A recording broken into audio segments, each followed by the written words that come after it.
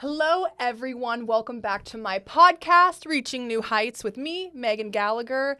Today, I am joined by the wonderful, the incredible Chad Tepper. Can you say that again? That was awesome. The amazing, the magnificent, the incredible Mr. Chad Tepper. Woo-hoo. He is known for his blossoming music career and online presence. Chad, thank you so much for being here today. Yeah, no worries. Thank you for having me. And I came for the water, so I appreciate that. Yes. Yeah. I have nothing like some free water. So thank you for being here today. I really would love to know just where did you grow up and what inspired you to get involved in music? And did you have a moment growing up? Was it an influence in your family, or did you just have a kind of epiphany one day, or what was it like? Man, how much time do we have? Music is like everything to me, down to my core. When I was younger, I had a very, very horrible childhood. I went through some like crazy stuff. I'm sorry. But it made me who I am today. And not to get too much into it, but I was homeless for 7 years with my mom, my dad, and my two brothers. Wow. And my dad was like a big fan of like classic music, like 30s, 40s, 50s, 60s, 70s, 80s, 90s, like all like the great music from the past. So we would always listen to the radio, or I would always, listen to CDs or tapes or different things. And my dad always wanted to be a singer. My dad has such a great voice, but he never knew how to pursue it. Yeah. And that's the problem with like a lot of people nowadays. Like they're very good at something, they're talented, they're passionate, but they don't know the next steps of like how, like, because how do you? You know what I mean? So like, true. How do you get in front of a producer? How do you do this? How do you do that? And it's very, very difficult. So I got very into music. And then when I was in middle school and high school, I was extremely poor. Like we lived in a trailer. Like I come from like really, really hard times. And like I had no friends. I was always picked on. I was always like the weird dude. Yeah. And like growing up in Florida, like I was super artsy. Like I would paint and I would sing and I would act. And like in Florida, like people like go hunting and they fish and like they go to like the beach. And it's just like I was in a completely different world than where I was supposed to be at. And so music was always a great escape for me. Like when I just wanted to get out of my head, I would listen to music, and it just really, really helped me. And I fell in love with what music does. Music, people don't really realize this, but like music helps so many people in so many different times. Like you can put on a song and you could be depressed and then instantly you're happy. Isn't it crazy? It's nuts. Yeah. And it's just like, for me, music was always my happy place. Like as soon as I got out of school, boom, CD player on, I would listen to music like all day and all night, and I would never stop. And it just like turned into something where I would sing all the time and I would rap all the time, and I would like, even when I was like younger in like 9th and 10th grade, I used to be a pro skateboarder, and I turned pro when I was 19 years old. What? Yeah, so I used to go to the skate park. Yeah. So I used to go to skate park like all the time, and when I first started skating, on a Saturday night, like in a small town, everybody would come to the skate park, and they'd be like hot girls that would be there, and you were like trying to skate to impress them and different things. And a lot of my friends were like wannabe rappers, so like we would have like rap battles with like a big group of people in front of us, and like I wish I had video of that because I was so horrible. 100%. Right. And at that moment I was like, well, I really love music, but like growing up in a very poor small town, like how do you become a musician? Like that doesn't exist. And then I started going to like more shows and experiencing I started experiencing like live music, and I was like, whoa, this is the coolest thing like in the entire world. And the craziest thing that's ever happened to me in my life is when I was younger and I was homeless with my dad. I'm like trying not to cry right now. We went to, there's this place called the House of Blues. It's in Florida. Yeah. And we would like stay in our car near there because my dad worked at the convention center there.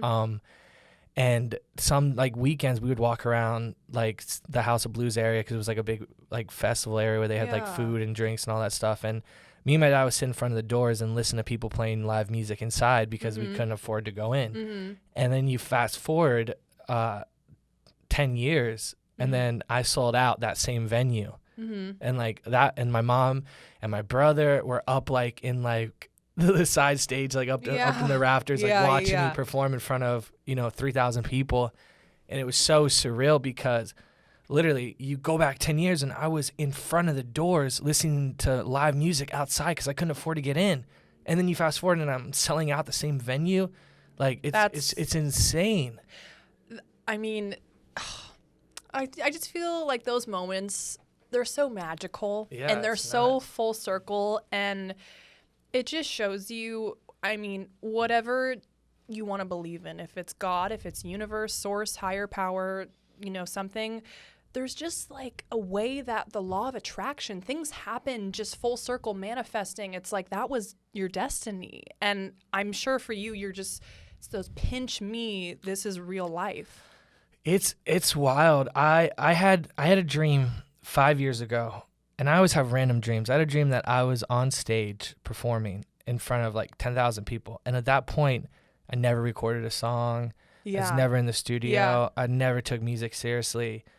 And then I fast forwarded, and I literally it was insane. I was in Boston, Massachusetts, and we sold out this venue. It was like 5,000 people. And I literally closed my eyes before, because they like said my name, and I came out and I had my eyes closed, and I walked down, I saw the crowd, and I closed my eyes, and as soon as the song dropped, I opened my eyes, and it was the same vision that I had from this dream. Like, it was the craziest thing in the world. So like a lot of people would take that like, oh, you can see the future. But what I really think it's manifesting your own destiny and showing that you can do anything you want in your life. So many people don't really believe in themselves. And it's just like, if you don't believe in yourself, how is everyone else going to take you serious? How is everyone else going to believe in you? So it's just like, it's the same thing with Jim Carrey. Like Jim Carrey wrote a check for $5 million. Yeah, he's amazing. I know. Wrote a check for $5 million up on Mahala Drive. And then, I bet all his friends were like, you're never going to cash that. There's no way. A couple years later, he's casted in Dumb and Dumber, and he's like the biggest movie star. Yes. Like, so people really need, what I really believe in being successful is you have to really believe in yourself, know your value, know that you're going to make it happen, and don't ever stop. Yeah. Yeah. And I think you can do anything you want. That's so powerful. And I mean, I love Jim Carrey, and I love that story of just the power of you can literally achieve anything with the right mindset and the right attitude and the way that you speak to yourself, and I believe how you treat other people. And I do believe in just karma, and there's a way that things happen, like if you just work hard. But I wanted to go back because what you said about music, and I just related to that so much because when I was growing up, I experienced horrible anxiety. Same, yeah. Crippling panic attacks. I would every day in middle school, high school, call my mom. It would reach fifth period, the fifth class in the day, and I would just kind of feel, Megan, I can't do this. And I'd ask the teacher, can I go to the bathroom? And I would literally, bolt out. The tears are streaming. And it was so embarrassing. And I just would ask my school nurse, hey, I'm kind of feeling how I felt yesterday.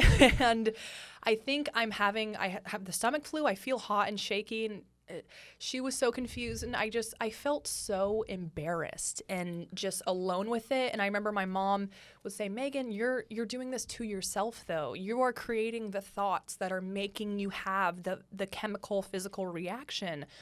And I never understood it until I noticed, wow, I mean, when I'm in school, I feel this way. And then when I go home or when I'm dancing around my room listening to music, all of my worries melt away. And there's no such thing as time I just think music and dancing and singing are so powerful. And that's why I personally love being on stage. And it's always been an escape for me.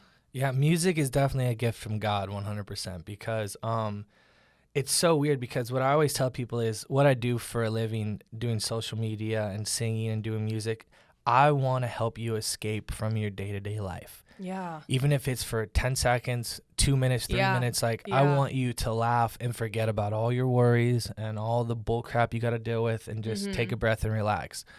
But the anxiety thing that you were talking about, I don't share this with a lot of people, but I have had the worst anxiety ever I started when I was about 10 years old, and it went to, I even get attacks now. And like these anxiety attacks are so bad where like my whole body shuts down. I get blurred vision. So My scary. hands go Yes. numb. Yes. I feel like an outer body. I can't Yes. speak. Yes. Like, but the wild thing is like I would go into the doctor and I'd be like, hey, this is happening. I don't know what it is. Like, I feel like I'm being possessed. Like, it's so weird. Like, I can't speak. I can't see. I can't walk. Like, I throw up. My whole body's numb. Like, what's going on? And the doctors had no idea what was wrong with me. Mm-hmm. And it's so weird because I was watching Jersey Shore when I was a kid, when I was younger. And shout out Jersey Shore. You know, it's so crazy. I met all of them when I was at the VMAs like 2 years ago. No. And like, they were cool. They're cool dudes. But I love Mike the Situation. He talks openly got a about situation. Oh my God. That dude's I was gonna say God. He's a legend. That dude's a legend. Shout out Jersey Shore. No, but Vinny was talking about anxiety, and that's the first time I've actually heard about anxiety. And I was like, wait, anxiety's a thing? Like, what is it? And I started researching it, and like, so we need to be able to speak about anxiety for the next generation. Yes. And we need to tell them that this is what's going on, and like, you know, some people can control it and some people need to be on a medication or something to calm down. Yes. And for me, what I've noticed recently is like whenever I feel like an attack coming on, I start just like taking deep breaths and like I'll drink like chamomile tea and like I'll just start meditating and being like, okay, everything's gonna be all right. I love that. Right. And like I had to figure that out on my own because when I went to the doctors, they were trying to put me like on Xanax and all these horrible drugs. And I don't want anything bad in my system. You know, some people need to have that to be able to live a normal life. But I knew that that's the path I didn't want to go down. I didn't want to be addicted to something where I needed it to live because I was on medication when I was younger. And if I didn't have a pill every day, my body would go numb and I felt like it's scary. Yeah, it's scary. Yeah. So I didn't want to depend on something, you know. And that was giving me more anxiety that I was like, I need this to live. Yes. Like, if I don't take this pill right now, like, I'm going to, I might die. Like, I don't want that in my life. So I've learned to somewhat conquer my anxiety attacks. And the other day I was in Target and I was walking around and like Target. Oh, I have so many panic attacks. Yeah. Target and like the Walmarts and the Costco's, the Ikeas where you're like, is there an exit? Yeah. How big is the store? Well, the worst for me is like people like come up to me like all the time and they're like, hey, what's up, bro? What's up? Yeah. And this dude like came up to me. He's like, what's up, bro? He's like, I watch all your videos and stuff, man. I heard your music. Like, what does your mom think about your tattoos? Like, she's got to be like embarrassed about your face tattoos. And I was just like, what? Right. And it just hit me in a different way where I was like, whoa, like, get the fuck away from me, bro. Yeah, like, And I like walked away and he kept like staring at me from far away. And then I just like, boom, went right into like a panic attack. Just triggered. And it was just like, and then I was walking around like the toy section, to try to relax a little bit. And like these kids kept coming up to me. And like, luckily I was like with a special person that was like helping me feel better. But, you know, she was just like, you know, what's going on? Like she, you know, sometimes it's hard to explain anxiety and what you're going through to people that aren't going through the same thing. Because it's a very, very weird thing, you know? It is weird. And I mean, it's just, I think anxiety in my own experience, you know, I went from just, I think anyone with anxiety, you feel like you're the only one feeling it and going through it. And it's one of those scary things where you're trying to put it into words. And, you know, I kind of feel like I'm dying. I kind of feel like I'm having this. And I mean, I Googled one time the list of, you know, possible symptoms of anxiety. It's literally 400. Like, crazy. Your big toe can go numb. You can get a headache. Your eyes can twitch. Your throat can kind of feel like it's closing up. And I mean, I've had so many, because for me, it runs in my family. So I've had so many relatives who, you know, would go to the ER and be like, no, I'm dying. I need something. Please. And the doctor's like, why don't we just calm down for a second? Because are you actually, you know, having something, or do you think you are? Because if you think you are, you're like, just the way that anxiety works, that fight or flight response. If you think you're going to feel a certain way, then you're going to feel that way. If you anticipate So true. It's so true. What I've noticed in the past before, when I feel an anxiety attack coming on, if I start to like really freak out, it just skyrockets. Yes. Like it gets so bad. And it's just like you literally need to just find an escape. Yes. And just don't think about it. Know that you're going to be okay. But it's just like sometimes you need something to get out of that anxiety attack. Like you really, really do. And like it's crazy to say, but I've been using CBD oil That's amazing. And like I was so against like, using different things to help my anxiety, Yes. but the CBD oil is insane. Like it has like no THC, like it's no bad stuff, just like natural ingredients, and it really I love CBD stuff. CBD stuff has been helping me so much with my anxiety. It's insane. Yes. It's insane. I don't know. You said you like believe in it, but CBD has 100% changed my life with my anxiety, and it's the wildest thing I've ever experienced ever. Yeah. Yeah, it's crazy. That's amazing. Where did you grow up again? I grew up in Orlando, Florida. Orlando, amazing. When you kind of came out to LA or just in your career, did you have a moment when you felt like you made it or something happened and something clicked and you felt like you kind of like leveled up and you're like, oh my gosh, I mean, my dreams are coming true? Like, is there a moment where you just had that like, whoa, yeah, I made it? Yeah, I've had a few of those that were like really crazy, but in that moment I felt like I made it, but in my eyes, I will never make it. Like I have so many like goals and dreams. Yes. I want to do that. Yeah. I'm going to be like 90 years old and be like, I'm going to win a Grammy. Like I'm never stopping. Like I'll be on my deathbed and be like, I got to put something out, bro. I got to put something out. But when I first moved out here, this girl, Amanda, I was going through a bunch of stuff at home. I found out my dad was dying of a brain tumor. I was married super young and she was leaving me. And she's like, you're never going to do anything with your life. You need to pursue something else. You need to go to college because this acting music thing is never going to work. And like, I was like, okay, right. well, this is horrible. Right. And then I was like, I'm moving to LA. And my mom's like, I don't think you should move to LA. Like, and I was like, why? And she's like, your dad's really sick and he's probably going to die soon. And I was like, fucking great, bro. Let me get some more pain. Let me just hit me one more time, baby. Right. And it was like so horrible. And I stayed with my dad for a couple of months, saved up some money. I went and worked as a janitor at Dillard's, like cleaning bathrooms. Are you serious? Yeah. And then I needed more money, so I went to a gay bar and I was a shirtless bartender. Like, no lie. People like don't even know that. I did that for like a month to make money. It's the hustle. Oh my God, I made so much money. It was crazy. That's so incredible. I moved out to LA I bought my plane ticket. I paid some money to my mom and my dad, and then I moved out here with like $700. And I lived on a couch. This girl's like, come out here. Like, I believe you could do great things out here. I have a couch you could sleep on. Slept on a couch for about a year. And then I moved into my friend's one-bedroom apartment. I lived in the living room for 2 years.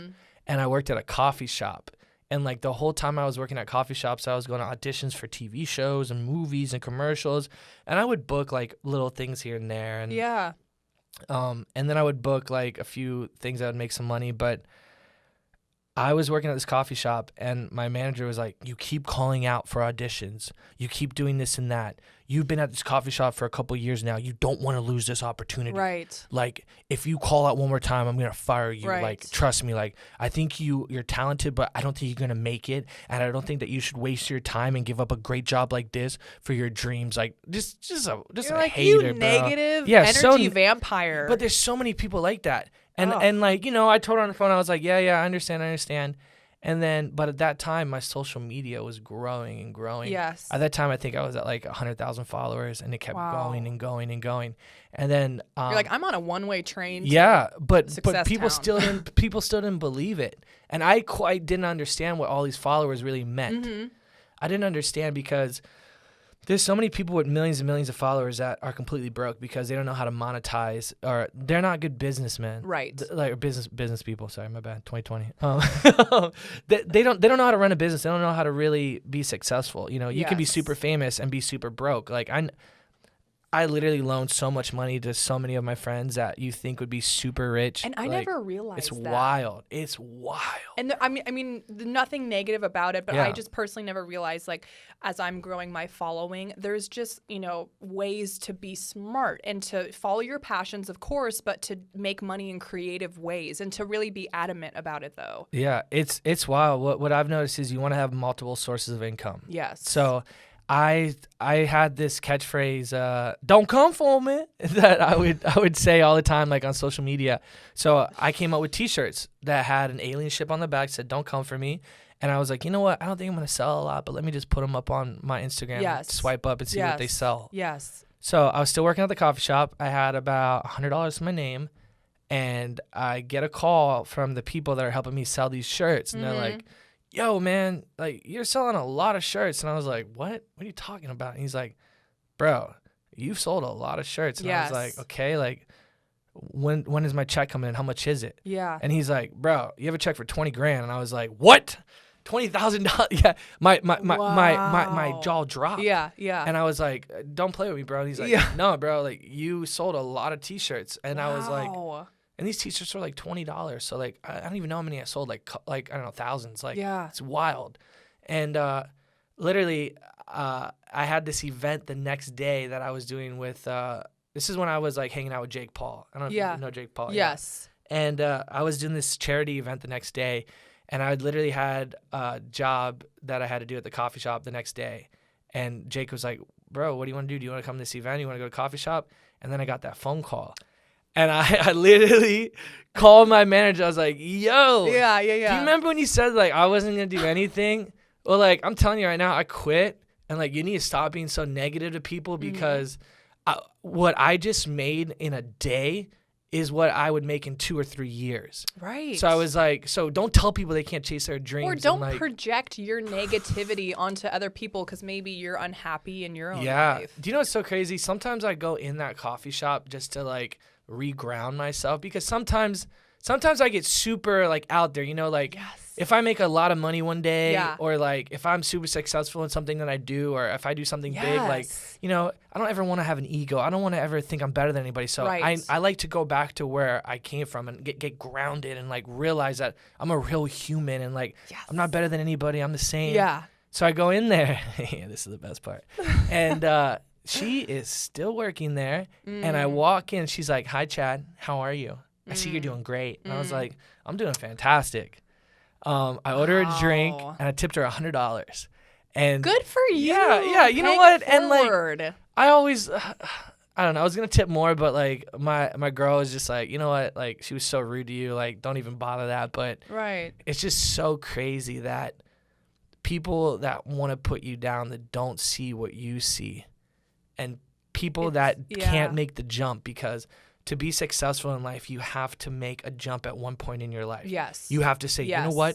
I don't care if I lose everything. I don't care if I die tomorrow. Yes. I'm going to jump for this ledge. Yeah. And I'm going to make my dream. Yes. And no one's going to stop me. Not gravity, not the world. No one's going to grab onto me and stop me. Yeah. I'm going to keep going. There could be 5,000 people holding me back, but it's not going to stop me. And it's just people need to realize that there's always going to be people that hate their lives that want to bring you down. Yeah. Because they can't do what you're doing, and you just have to say, you know what? Have a great day and be positive about it. Because if you lower yourself to their level, you're not. It's just like you're as bad as they are. I see so many people that like go die. I hate you. You're untalented. You're this. You're that. And I'm like, I hope you have a great day. You know, because there's obviously something wrong with you. You know. Oh, all of that. I mean, it's so true. And in my own journey, I mean, I'm sure everyone, and I know for a fact that I've learned this, everyone, when you're following your dreams, everyone has their own unique journey and their own unique path of how they get to where they are. And I truly believe that everything does happen for a reason. And even when you feel alone or you're just being overwhelmed and bombarded by other people's opinions, or you're worried, you know, what are my parents going to think? What is that person going to think? Oh my gosh, am I doing it right? Am I enough?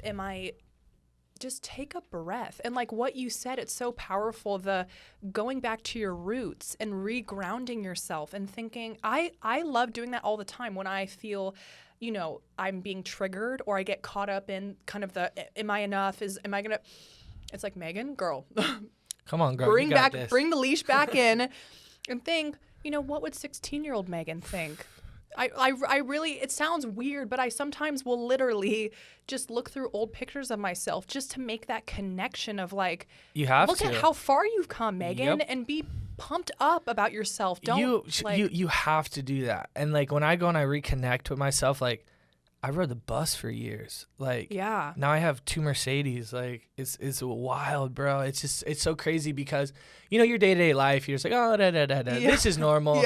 You know, I'm just gonna eat a Nobu. I'm just gonna go to fucking Fendi and buy whatever I want. You're just in this normal life now because this is your lifestyle now. Wow. But if you look back, it's like Like I talked to my girl about this, and I was just like,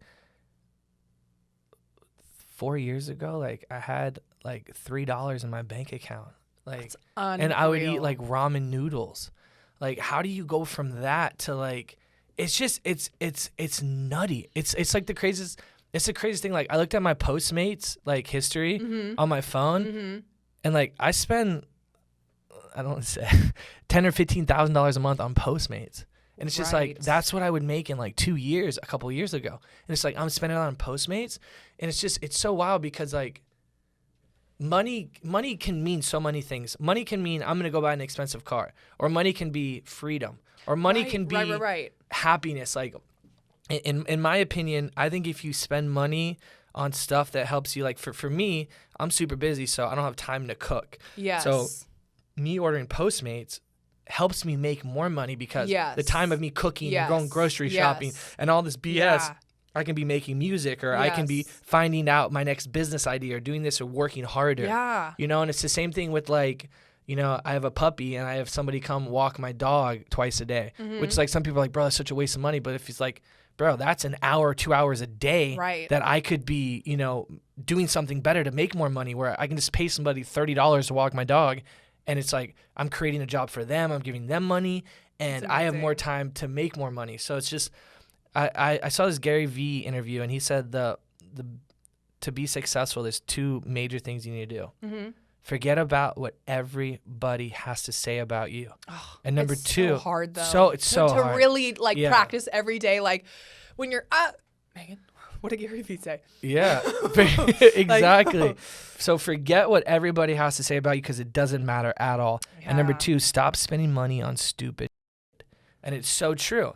How many times are you like, oh, I need this ring. Oh, I need this. Like, I went to an estate sale the other day, and this lady, like, she obviously lived in this house for like probably like 50, 60 years, and like she passed away. And now all these people are like rummaging through her stuff and taking everything. Yes. And, like, what people need to realize is, when you die, you don't take anything but your soul. So why are you not investing into your soul and being a better person? And that's like that's the only thing you take with you. Yeah. So why are you not trying to be a better person and investing in who you are? So many people are like, I want a Lamborghini, I want a Ferrari, soulful I want this investment. Yeah, it's just like, you know, when I pass away, I want people to be like, whoa. You know, he made a few mistakes, but he was a good guy. He always tried to help everybody. Like, I just want to be the best person that I can ever be, for everybody, for myself, for God, for the world. Right. Like, and more people should be like that. You know, it's just like you see these like multi-billionaires, and they're just such horrible, horrible people, and they don't care about anybody. And it's like, I have some very, very, very, very, very, very, very, very rich family members in my family. You guys just I'm not gonna say names, but Google Tepper and then put billionaire, and you'll see some stuff. But a lot of these rich people, they have no heart or soul, and they really don't care about anybody. It's just like, do you really need $30 billion for what? For what? Right. It's just like, I understand that people work hard, but if I ever get to the point where I have over like $10-20 million, I'm gonna give that away. I don't need any of that. If I have a couple million to give to my kids, you know, and like I can live for the rest of my life and be happy, like, what else do you need? Right. Like, there's people right now that can't eat, that can't, they have nothing. It's just like, and I get it, like, you've worked hard for your money, but billions, bro, you don't need billions of dollars. Like, I don't know. That's my opinion, but I love it. Yeah. I think it's just so powerful to remember, as, you know, just throughout life and how we grow, and it's just the things that we go through really shape us. And now I just am so proud of myself to look back and be like, oh my gosh, Megan, you overcame so much. And it's been such a humbling experience, just meeting so many different types of people and hearing their journeys. And I agree, though. It's just about, I mean, talking about all this, it literally reminds me of this really quick story. When I was in high school, I did a community service trip to Fiji. And it was at the time of my anxiety was at its worst. And I was like, Mom, I feel like I'm dying all the time. And she's like, Megan, you're going to go outside your comfort zone. We're going to send you to Fiji for a month. We love you. It's amazing. It's safe. But you just need, you know what I mean? You just need something really outside your comfort zone to give you some perspective. We love you, but you need to do it for yourself. Changed my life, because in Fiji, I mean, you know, they had no iPhones. Like, it was just the biggest. At 16, I was like, wait, and I had no anxiety at the time, and all my worries kind of melted away, and it was just such a refreshing mindset of, as long as you're really doing what you're passionate about, and it's not about the money or the fame or the anything, it's just you will feel like, for me, I feel like I'm on cloud 9 every single day. Come on. Because all I've ever wanted to do my whole entire life is just help other people, and especially give back to teenagers and share, my story and how I got to where I am, and what no phony baloney, like what real steps I took to get better. Therapy, EFT tapping, EMDR, meditation, and all these breath work techniques and yoga. And it's just spreading, the knowledge that young people and teenagers, they just need to be educated on. Yeah, it's life is a trip, bro. Life is a trip, but what my dad used to always say is you need to wake up and enjoy every single second, because it's such a beautiful gift. And the biggest thing that I've learned is, everybody has everybody has somebody in their life that's toxic, or that they don't want to be around. I like the word energy vampire. Yeah. You just feel drained. You just like feel drained. It's like either somebody you work with, a next door neighbor, ex-girlfriend, ex-boyfriend, whatever it is. Like, if there's somebody negative in your life that brings you down and gives you anxiety, it's like sometimes you feel like that's never gonna go away, and like you're trying to like make them feel better, and trying to make yourself feel better. And then that makes you feel more anxious, because you're like, wait, they're never gonna change, so I'm forever in this cycle, and how am I going to get myself out of it? But I think the biggest thing is really enjoy every second. And honestly, I look at so many people that, like, I was super bullied in high school, and I hated a lot of people that I went to high school with. Mm-hmm. And they made such a huge impact in my life day to day. Like, I was like, oh, I hate these kids. Yeah. But then it's like, I went to my hometown a year ago, and this dude came up to me. He's like, what's up, man? Remember me? And he's like, he has like a kid now, and he's like, like super like trying to like kiss and be really nice. That's and a trip. It's such a trip, but it's just like, I've had so many people that I've hated so much because they've done so much damage to me. Right. But what I've realized now as I get older is, who cares? It's just like, if I would have learned back then that these people have no effect on me, it would have changed my whole life. And now I have so many people that are so negative or so bad to me to this day, that do bad things to me. And then I'm just like, you know what? Who cares? Like, screw this person. That's fine, bro. Go do whatever you got to do. Yeah. I'm going to do me. Yeah. And the thing you talked about, like with karma is the realest thing I've ever experienced, because I've done so many bad things in my life. And I've been so good for the past 5 months. Like, That's amazing. I'm completely sober. That's for amazing. the past 3 months. Like, I don't do anything. Yeah. I'm really clearing my mind, clearing my conscience, doing everything that I need to do right. And my life is like going in such an amazing direction. That's amazing. I'm waking up happy. I used to be so depressed. And it's just like, it's so weird if you just let a little bit of light into you, like what it can really do. Yeah. It's wild. So we were talking about anxiety, and I kind of wanted to circle back, because for me, when I was just struggling so much as a teenager, and just from what we've talked about, I feel like we can relate on that page of just struggling and external circumstances and people and environments and toxic relationships. One thing, I had a therapist in high school, and I feel so lucky that I found her, because we clicked right away and I felt so comfortable around her. She taught me something called EFT tapping. Have you ever heard of that? No. So it's really powerful, and it's basically stands for emotional freedom technique. And it really, you start tapping on different points, like the side of your hand, above your eyebrows, under your eyes, and on your collarbone. And so whatever you're going through in life, any situation, even though that person looked at me a certain way, I got a text that kind of triggered me and set me off when I wanted to be in a good mood, or that person cut me off in traffic. My cousin said this to me, whatever it is, because I do feel like if anyone has anxiety or they overthink, their mind naturally can just get so triggered so quickly. And so for me, let's say my roommate texted me something. So I'll start off by saying, even though what my roommate said bugged me or annoyed me, triggered me, whatever, and then you go to collarbone, I know on the inside I'm still okay. And it's kind of a great way because you get more and more specific and you say, even though she probably didn't have, bad intentions, she probably didn't really mean it. I know on the inside I'm still okay, even though I'm not that close with her. Like, you kind of just dig deeper and rationalize with your mind instead of allowing your mind to just take off into, no, she has it out. She has it out for me. Because, most of the times, obviously, can overassume and overthink, but that's just something that I've learned that's super powerful. And that's awesome. Yeah, I think that's really good too, because it takes you a second to really breathe and realize what you're doing. Yes. That's a big tool that I've used. I used to be like super quick, like, what? I know. Oh my God. And it's just like, now it's just like, like I was out on Valentine's Day and my neighbor hates me. I'm moving out of my apartment next week, and like, he's like, I hear you singing. I hear you making videos. Your dog won't stop barking. If we have these problems one more time, I'm calling the police. Yeah.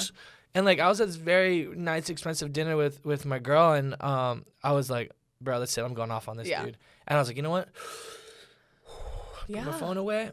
Yeah. And I just relax. And then I sent him a text. Hey, bro, sorry about that. I'm moving out in a week. I hope everything's good. Have a good day. It's so powerful. But like, everything inside of me want to be like, bro, I'm going to beat your ass when I see you. Like, but it's just like, you can't be like that. So that's a very good tool that I want to start to do. That's cool. Thank you for sharing that. Yeah. And it's just, one thing, the tapping too, really quick, it reminds me that, when you start tapping for long enough, it allows your mind to kind of focus on something else. And you kind of are, you get out of your own head and you're like, oh, wait, I'm tapping.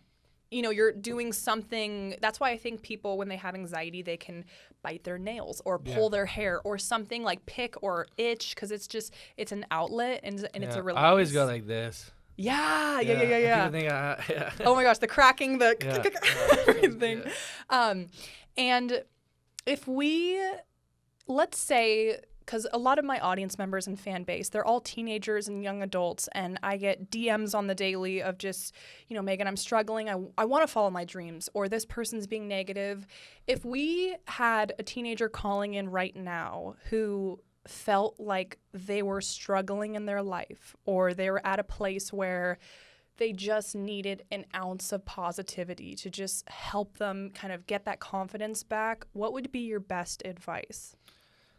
I would say that you're beautiful and talented and amazing, and that every single person is special in a certain way. Yeah. And no matter what anybody has to say about you, it doesn't really matter. It all matters about how you feel about yourself. Yeah. And don't listen to what anybody has to say. Yeah. Like, it doesn't matter. It really, like, when you get older, you look back at your childhood or being in high school, middle school, and like, nothing really matters. Yeah. Like, all that doesn't matter. So like, just push through the bad times you're going through and know that good times are ahead. Yeah. And that you can get through anything in your life. Yeah. That's what I would have to say. It's so powerful. And high school, it's so true. When you're in it, it feels like your whole world. And then when you get out of it, you're like, this is like 2% of the 100% of. It's so like, wow. When you're in it, it's just like, this is never going to end. Like, oh my God, I have 3 more years of this. Oh, it's everything. But then you look back like, whoa, that was such a small, horrible time. And like, I will share something with you guys. Like,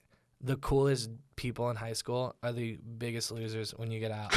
Like, bottom line, like, everybody that I thought was so cool, that were doing so many great things, like, aren't doing anything. Well, it's wild. School in general never, I think when you're younger, you kind of think it's going to dictate where you, like, your trajectory in life and where you're going to end up, but it really doesn't. Yeah. And, I have a lot of opinions about school, but I think, that's another story. And one last question. If you could say anything, you could sit down with young Chad, what would be your, best piece of advice? Like, what would you want to say to your younger self? Work harder and don't give a shit what one person has to think or say about you at all, because it doesn't matter whatsoever. That's the biggest thing I always fought with myself, is like, I want to be cool. I want to do this because I'm going to impress somebody, or I want to do this to do this or do that. It's just like, no. Yeah. Like, just if I could go back in time, it would be focus, work harder on your dreams that you really want to do. Yes. And really don't care what anybody has to say about it. Bottom line. That's the only thing. Like, so many people are so scared to like go and sing or act or model or do Yes, a podcast yes. or be an artist or just do anything in life because they think they're going to fail. And they're worried about what other people are going to say about them. Well, what happens if I don't make it? What happens if I fail? Everyone's going to make fun of me. Right. My parents are going to look digital. Like, who cares? It's your life. When you're 100 years old, you want to look back. Like, this is a thing that my dad taught me. My dad always wanted to be an actor and a singer. And when he passed away, he never got to do any of that. And it's just like, you do not want to be on your deathbed looking back at what you could have done, but you didn't because you were scared to jump and reach for your goals. Right. And it's just like, you can't do that. When I'm, hopefully I'd be 70, 80, we'll see. When I'm 70 or 80 years old, I want to look back and be like, holy shit, I've done everything I've ever wanted to do. Yeah. You lived a full life, and you're just like... It's wild because I keep doing everything that I've always wanted to do, I keep doing. I want to be a pro skateboarder. I was a pro skateboarder. That's incredible. I wanted to be on TV. I was on TV. I wanted to be in commercials. I've done commercials. I wanted to model. I've done H&M, Urban Outfitters, Canada Goose, like all these big modeling things. I was like in Times Square and on billboards, like... oh my gosh. I've gone from that, and it's like I wanted to do music and like sell out crowds. Done that. Like my next step is I want to have platinum records, and you will. To this day, right now, I am telling you, existence. I'm gonna have platinum records. To this day, one of my biggest goals is I want to perform at Coachella. I guarantee you, I will one day. You will. And it's just like, I know what I want in my life, and I know what I'm gonna do, and Yeah. I will never stop until I get it. And it's like after this, I want to start producing and directing movies, and I'm gonna do that too. I want to, there's so much stuff I want to do, and like when I'm old as hell, I want to be like, I've done everything I wanted on this beautiful earth. Yes. God, take me to the next level, baby, because I'm ready to go. And I will have Woo! no regret, and I'll be ready to go. So that's what I want to do. My gosh. So let's do it. Thank you for your positive energy, Chad. Oh my gosh. That just like fires me up. Let's go. Yes. You can do anything you want in this life. I know. It's so true. Amazing. It's literally a video game. Like, you're in your mind. It's wild because I learned this method through my friend Jake Paul. In his bathroom, he has all these things written down about what he wants to do in his life. Yes. I want this, I want this, I want that. Yes. And every day when he takes a shower, he reads it and he manifests it, and it works. When I was working at the coffee shop, I wrote a list of goals that I wanted to reach this year. And it was 1 million followers on Instagram, 1 million on YouTube, $100,000 in my bank account. I want to own a car. I want this, I want that. Everything on the list I did. Insane. And now I have a new list. It's kind of wild, but I'm going to make it happen. Incredible. That's amazing. Thank you so much. Yeah, thank you for having me. Thank you for everyone for tuning in. We are reaching new heights, y'all. Thank you all so much. You can find me on Instagram at Megan W. Gallagher. And where can everyone find you, Chad? You can find me at 7-Eleven eating a hot dog after this. No, you can find me at Chad Tepper. Go check out my music on Spotify. I have a brand new song I just put out with Mod Sun. It's called Hey, Hey, Hey. And I'll see you guys soon in your hometown because I'm going on tour. So love you guys so much. Thank you for everything. Thank you for having me. I really appreciate it.